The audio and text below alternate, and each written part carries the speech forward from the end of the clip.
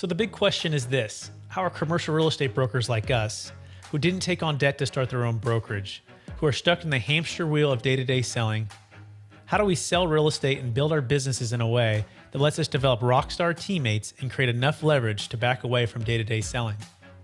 How do we get our services, ideas, and insights out into the world and yet still create passive wealth? That is the question, and this podcast will give you the answers. My name is Brett Swarts, and welcome to the Expert Commercial Real Estate Secrets Podcast. Welcome to the Capital Gains Tax Solutions Podcast, where we believe most high net worth individuals and those who help them struggle with clarifying their capital gains tax deferral options.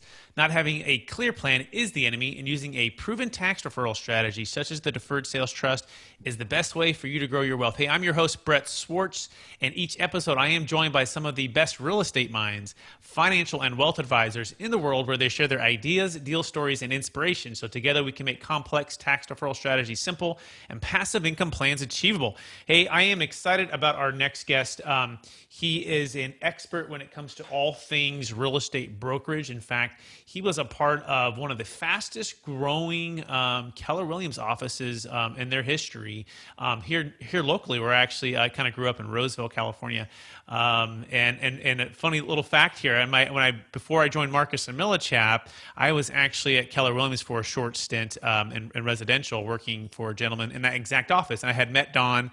And so fast forward, he is now he's expanded over 10 offices, and then he's moved to eXp, which we're also going to talk about here a little bit as well. But we're really going to dive into his story and get to know him a little bit more. So please welcome Don Yoakum to the show. Hey, Don, how you doing? Awesome. Thanks, Brett. Good to see you.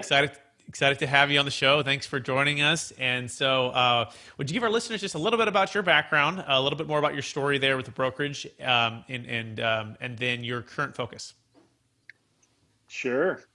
Well, first of all, when people ask me to tell my story, I will typically start it with having competed at an international level in windsurfing.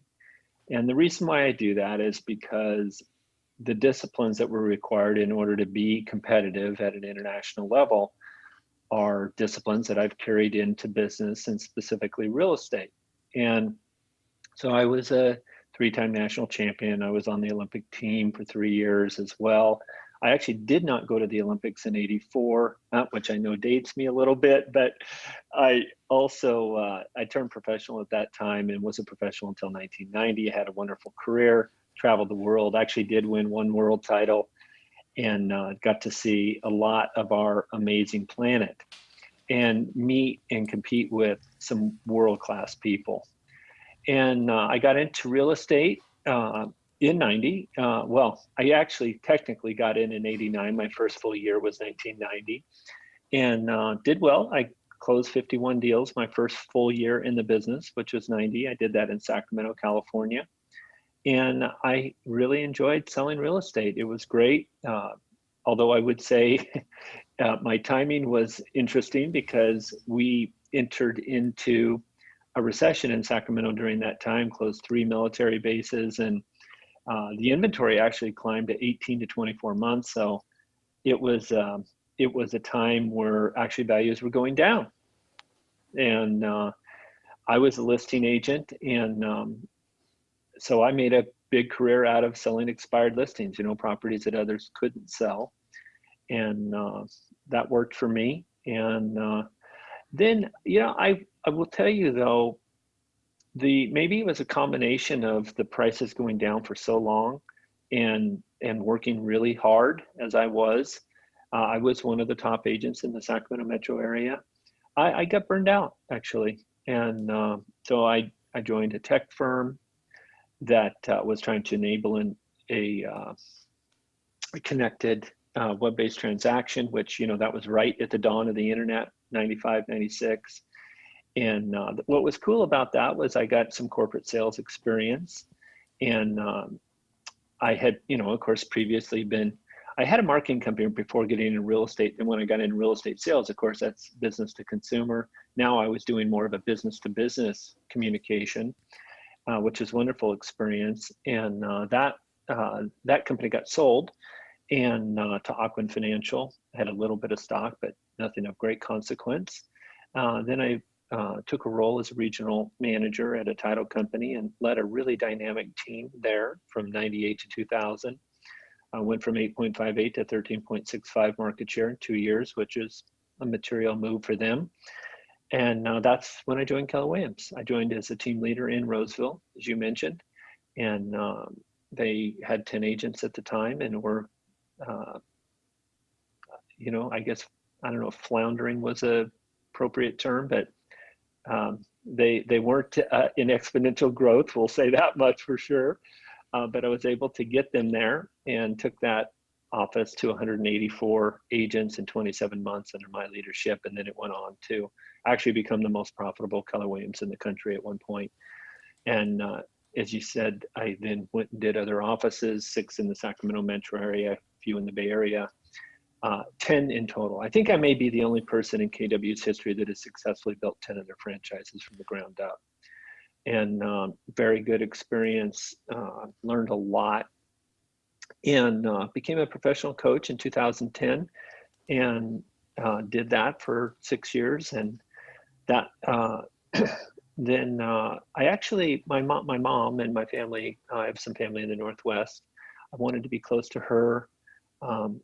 And she was having some issues health-wise. And so I took a role as a regional manager with Finance of America, a lending company. And that was really fun. And I helped them with recruiting and business development and got to learn the lending side, right? So I'd had the brokerage, the title, then the lending.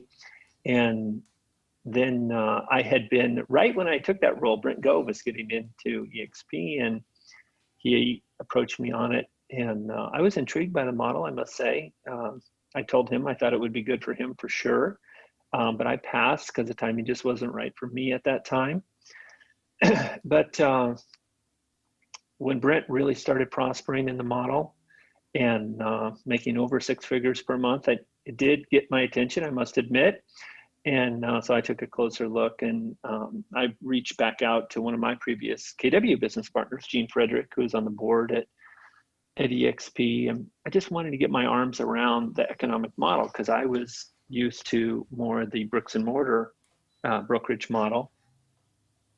And frankly, I wasn't seeing how they could afford to do all that they were doing in terms of providing a competitive comp plan, stock, and revenue share. I soon realized, though, is because they stripped out the costs out of the model that didn't add value to the consumer, specifically the bricks and mortar and a lot of the staff and infrastructure expense that goes along with that. And that enabled them to treat their agents like partners. And so, as you said, I did join them. And I now feel as though I have an opportunity comparable to what I had at KW, maybe even greater, but without the broker liability and capital risk. And it's been amazing. It really has been extraordinary. Fantastic. That brings us to today. Yeah, fantastic, and thank you for that context and that background, which is so important. And I'm curious now, before your success, first of all, as a world-class windsurfer, and as a real estate agent, and then on to a broker and leading offices, and then lending, and then now back into building more agents in brokerage and eXp. I'm curious. We'll take a step back. Who was Don growing up? And more so, I want to focus on, I believe we'll all be given certain gifts in this life. And these gifts are God-given gifts, and these gifts are given to us so we can bless others. So what was that one gift you believe you were given, Don, and helps how you help bless some real estate agents today in your business?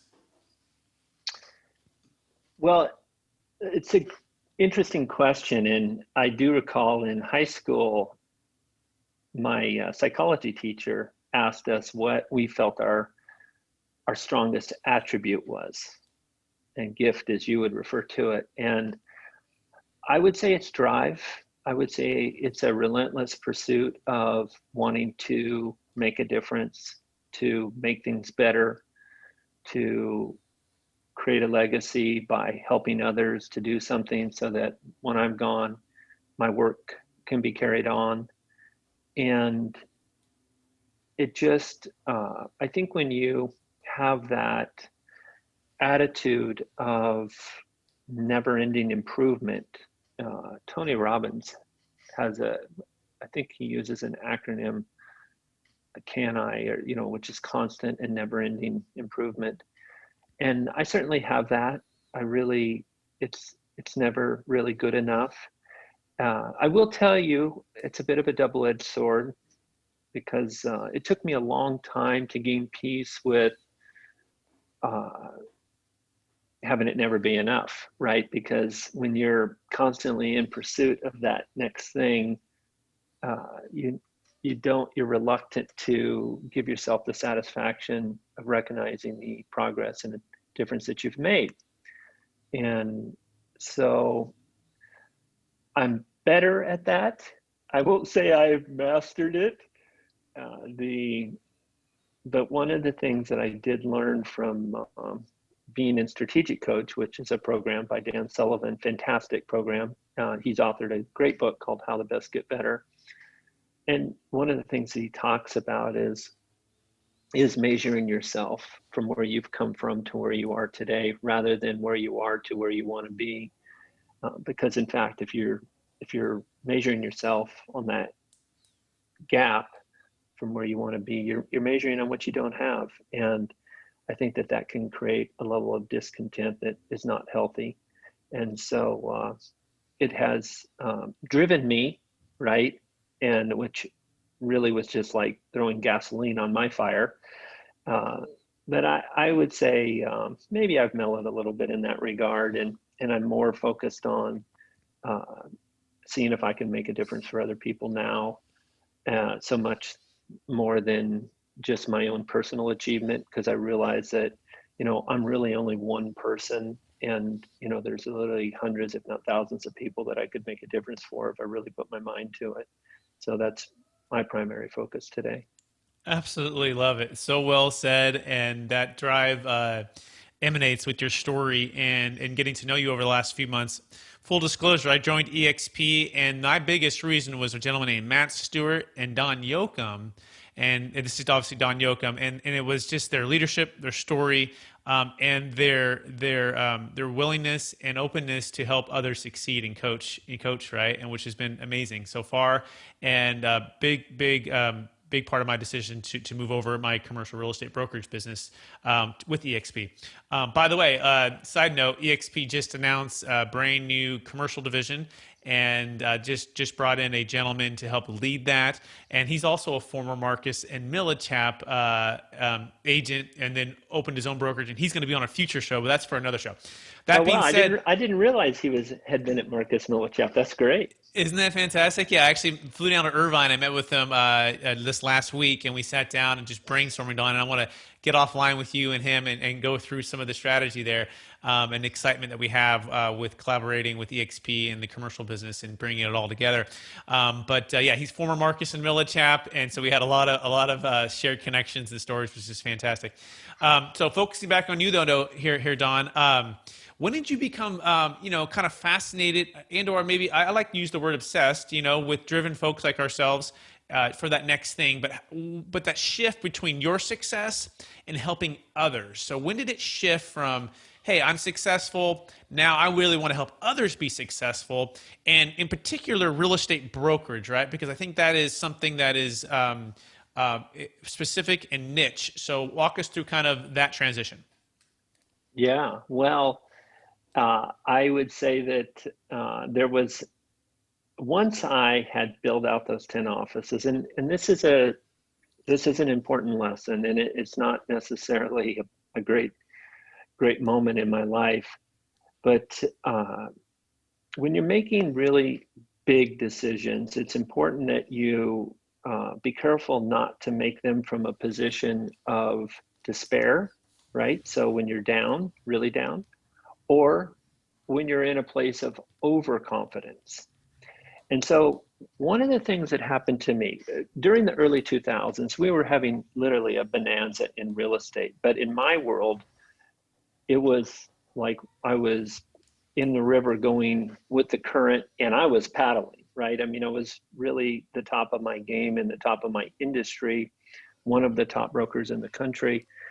And so then I decided, how I want to get 100 people out of the rat race, and not just myself, right? And so then I went, because remember I had built 10 offices; those are all good and solid.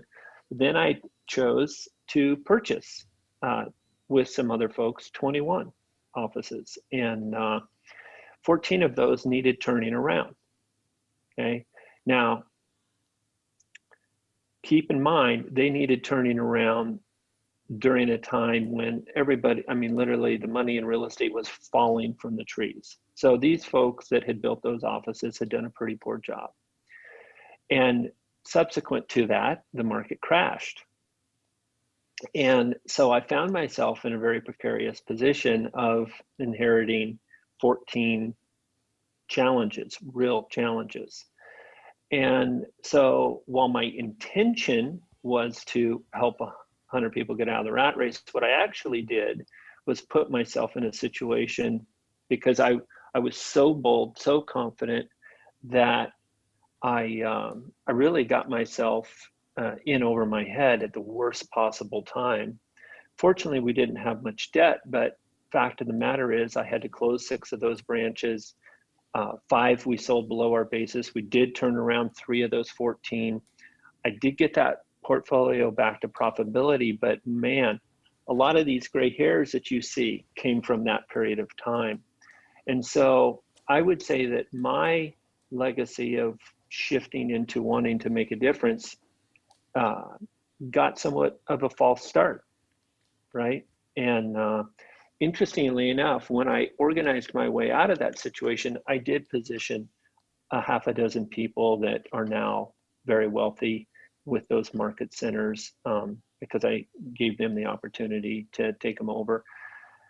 So there was some real positive that came out of that. And also I would say that some humility that I gained in that process. And so that's wisdom that I've now carried forward into my world today. And maybe that's why I went into coaching, because I felt like, okay, well, now I could dedicate myself full time to making a difference for other people, but not put them at undue risk, nor myself or my family. And but that the beauty of eXp, and I'm really only learning this to the extent that I have now that I'm inside it, is that it's like the rest of the real estate industry has a sales job, and we really have the opportunity to create wealth and have a business, but we're not exposed to the broker liability and capital risk that myself and my partners had when we were building the KW franchises. And so in my mind, it's really the best of all worlds, where I can leverage my wisdom now and make a difference for other people, but not put anybody at risk. So let's dive into that a little bit more, because that's so well said. And like, so for the agent maybe who's listening right now, who's selling 20 to 50 homes a year, is top of his industry, has built a team out, is considering purchasing, like a Keller Williams office or a Remax office, or franchising or taking over their mentor's office to do that. Walk us through exactly what you're saying, because I think a lot of times that's missed, especially for real estate agents, that thought of liability, running the business, owning the business, and how eXp, we believe is a superior model. Yeah, well, first of all, I would say if someone's trying to sell you a bricks and mortar franchise, run. Because that is not where you want to go right now. And we, since the great correction of 2007-8, we've been in a really extraordinary market. I mean, since 2012, even partly 11, it's been just crazy, crazy good in the real estate brokerage business. And but during that time, interestingly enough, we've seen a couple phenomena that I didn't have to deal with when I owned the brokerages. And so this next correction, in my opinion, is going to be even more severe. And those two phenomena are we're seeing real compression in the commission from the agent to the consumer, with the likes of Redfin and Zillow entering the space. One day Amazon, I'm sure, they've kind of got their toe in an affiliate relationship with Coldwell Banker now. But so that's one factor that is affecting the brokerage profitability model. And then there's also been margin compression from the agent to the broker. The agents are getting a better and better deal, even though they're not offering stock and revenue share like eXp does. They're offering a more competitive commission, and so it's basically squeezing the profit out of the brokerage model. The only thing that has those bricks and mortar brokerages still standing is the fact that we've had this crazy market with historical low interest rates. And so once that market cycles, and we're actually frankly overdue for a cycle shift, it's going to be that nominal profit that they've been enjoying will become more nominal, and in some cases, probably not a profit. Yeah, so well said. And being that you've seen the booms and busts through multiple cycles, as a realtor, as a owner and operator of franchises within Keller Williams, and have grown those, buying some that went through the bus, having to bring them out, I can't see someone of more wisdom to help share that. And I just think it's so missed. And so thank you for sharing that. By the way, small deal. I think one of the offices you had in Palo Alto, we just closed a deal last week for the Deferred Sales Trust for an $8.3 million sale. He happened to be one of the gentlemen, I won't share his name for confidentiality, but who was as a part of your team. And he used the Deferred Sales Trust to defer taxes. And this is part of how we also connected as well. So just a little small story there. By the way, the Deferred Sales Trust works for primary homes, if you don't know that. And it does, primary homes do not work for a 1031 exchange. In case you're interested, you can go to capitalgainstaxsolutions.com to learn more about that. So now let's shift a little bit here. What's maybe the biggest mistake you're seeing in general right now for real estate professionals? Maybe you can talk about just the preparation for the change of this environment, right? From going from a really hot market, low interest rates, and due for a correction.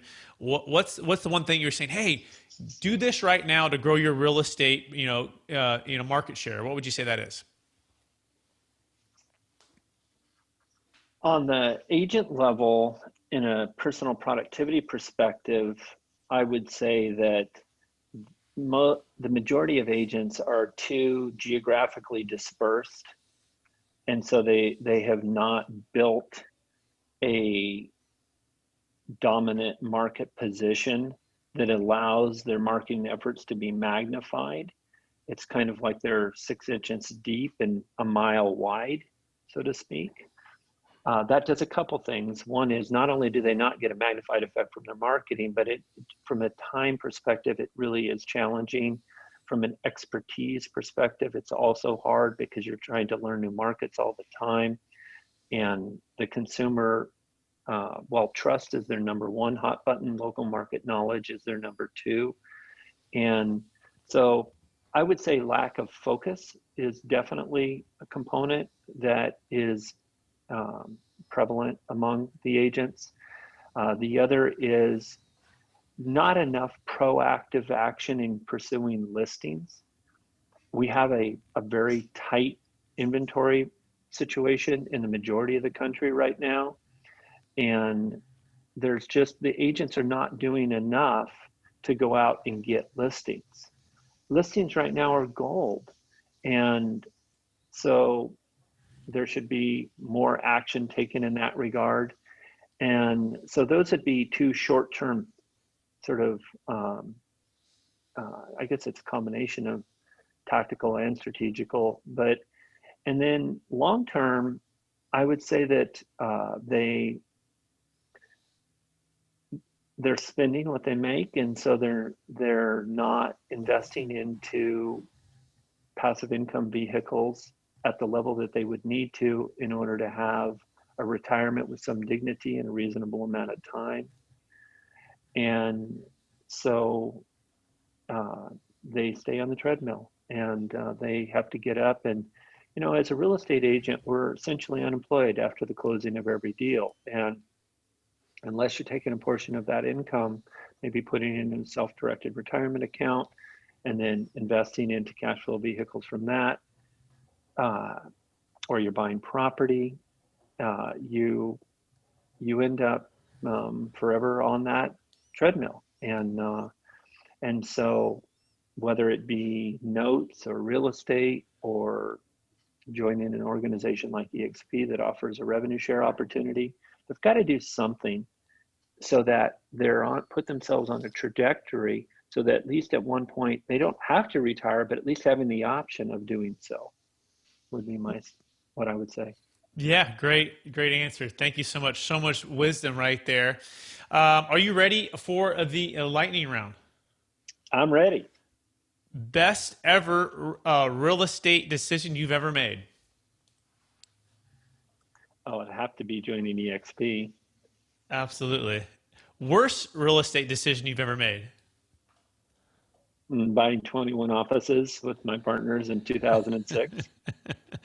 If you could go back to your 25-year-old self, knowing what you know now, what is the one golden nugget you would tell yourself to do or to know? Well, as I said earlier, when you're faced with a big decision, be sure that you don't make it from a place of under or overconfidence. Be level-headed, seek counsel, and when you have a great idea or one that you think is a great idea, have the humility to seek out others that can challenge that idea, right? Your friends are going to have a tendency to pat you on the back. Oh, Don, yeah, that's really brilliant. Okay. What I do now is I look for people that are willing to be honest with me and say, well, actually, maybe it's not so great. And here's why, right? And so seek out people that will have an opinion that may differ from yours and to give you a more balanced perspective before you go embarking on some tremendous journey. Absolutely love it. So much wisdom there. When you write that book, let me know because I'll read it. Awesome. By the way, speaking of that, the number one book you've gifted or recommended the most in the past year? Atomic Habits by James Clear is the one that I've given the most, although there's so many amazing books. My son and I are I'm rereading the 7 Habits of Highly Effective People right now with him, which is a classic, timeless classic. But yeah, I think the Atomic Habits probably is the one that resonated with me the most.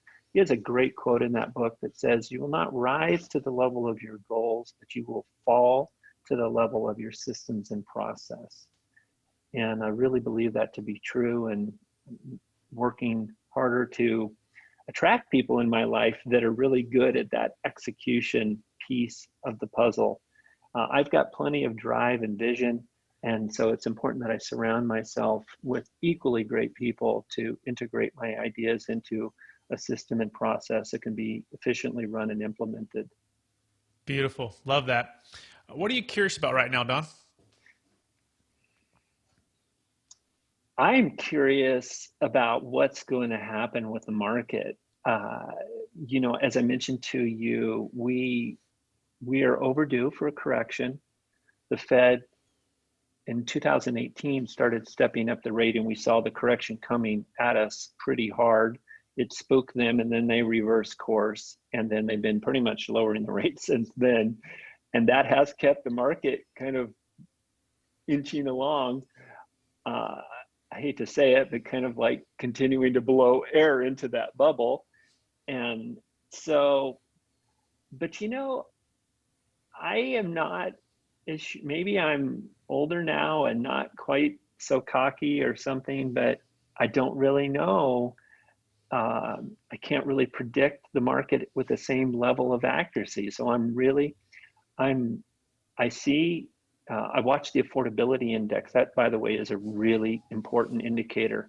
The consumer looks at the closed sales, and then the realtors look at the inventory. But a wise person that wants to know the market, watch the affordability.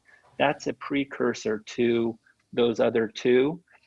And of course, when rates are going down, the affordability is going up. Okay. But if you notice that the affordability starts to go down again, that will be it. Okay. If the Fed were to raise the rates just a little bit, or for whatever reason the bond market were to cause higher rates to be coming to the market would crash immediately, in my opinion. Okay. So I really, I'm curious and I'm fascinated to see how this whole thing plays out, and then also how it affects the rest of the industry. It was really fascinating to see how COVID was a phenomena that brought, we all knew that we were moving to a distributed workforce. It was a trend. And man, did that trend ever get accelerated in the time of COVID, right? And so I suspect we're going to see something similar happen when we have the correction, that the business models will be forced to evolve in that situation. But that's what I'm curious about. I'm curious to see how that all plays out. So well said. And so we are out of time, but I would love to have you back again to share some more wisdom with our audience.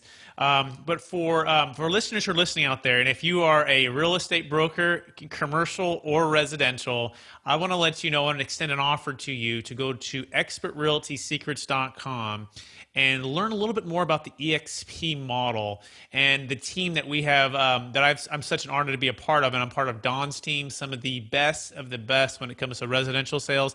And then now I've been a commercial real estate broker for over 13 years. And so if you're interested at all, please go there to learn more, and then you can set up a time to discuss how this model might be a great fit for you and your business in your future. And with that being said, Don, any last words for the audience, and then also let them know where they could reach out to you and find you? Absolutely. Well, I would say to folks that change is inevitable.